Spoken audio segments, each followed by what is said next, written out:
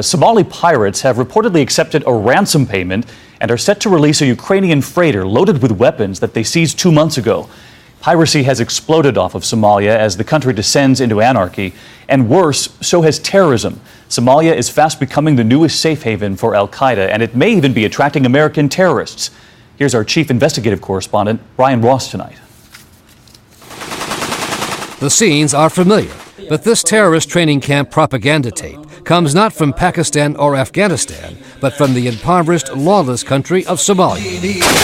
U.S. officials fear these Islamic extremists, who have sworn allegiance to Osama bin Laden, are now strong enough to take over the capital, Mogadishu, and defeat the weak American-backed government there. U.S. security interests are gravely threatened if a country again becomes what Afghanistan used to be, a place where al-Qaeda supporters from around the world can come safely and train to get ready to launch terrorist attacks elsewhere around the world. The supporters include Americans.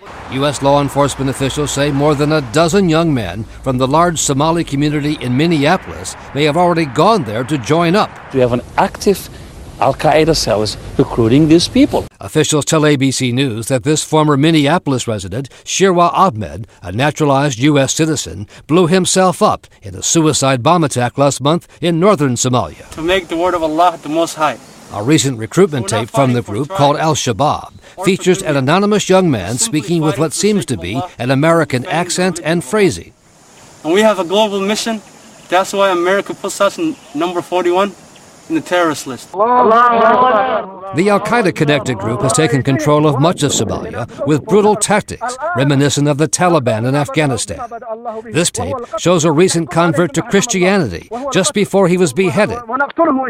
We saw the stoning execution of a 13-year-old girl who had been raped in southern Somalia. She was executed according to a rather twisted vision of Sharia. There's been no real central Somali government since 1992.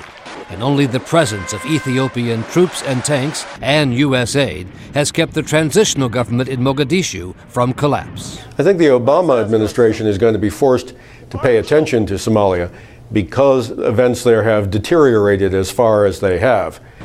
But Obama will not have any more options than the current administration has, and they are very few. Officials say the situation gets more perilous every day. Brian Ross, ABC News, New York.